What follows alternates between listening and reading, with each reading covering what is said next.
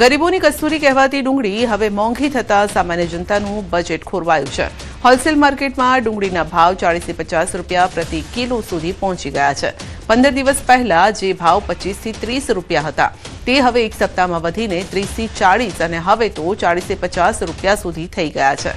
માર્ચમાં પડેલા કમોસમી વરસાદના કારણે 25% માલ બગડ્યો હતો, જ્યારે કે બગાડના ડરે ખેડૂતોએ ઓછા ભાવે માલ વેચી દીધો અને હાલ માત્ર 50% જેટલો જ માલ ઉપલબ્ધ હોવાથી ડુંગળીના ભાવમાં ભડકો થયો છે।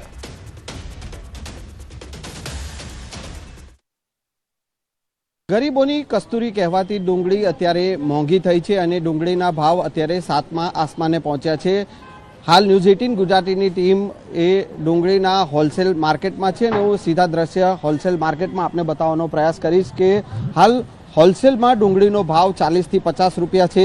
15 દિવસ પહેલાં હોલસેલનો ભાવ જે માર્કેટમાં 25 થી 30 રૂપિયા ભાવ હતો, જે અત્યારે 40 થી 50 રૂપિયા થઈ ગયો છે। એક સપ્તાહ પહેલાં હોલસેલનો જે ડુંગળીનો કિલોનો ભાવ 30 થી 40 રૂપિયા હતો।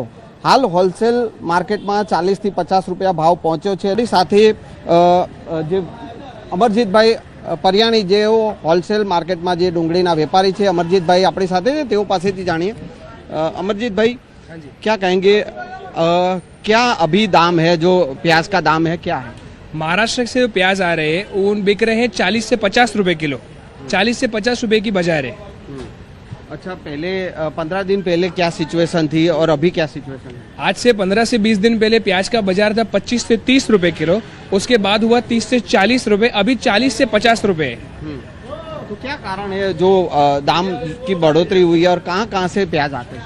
तो मार्च और अप्रैल के महीने में जो स्टॉक के निकलने का टाइम होता है, उस वक्त जो बिन मौसम बरसातें पड़ी उन्होंने स्टॉक को बहुत इफेक्ट किया है। तो खेडूत भाइयों को 25% स्टॉक तो खेतर में ही छोड़ना पड़ा, जिसमें क्वालिटी का इफेक्ट आ गया था।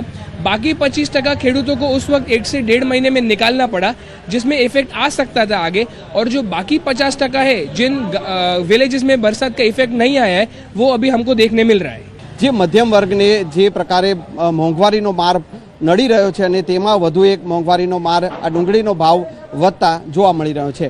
કેમેરામેન ખેંગા રાઠોડ સાથે સંજય ટાંક, ન્યૂઝ 18 ગુજરાતી, અમદાવાદ।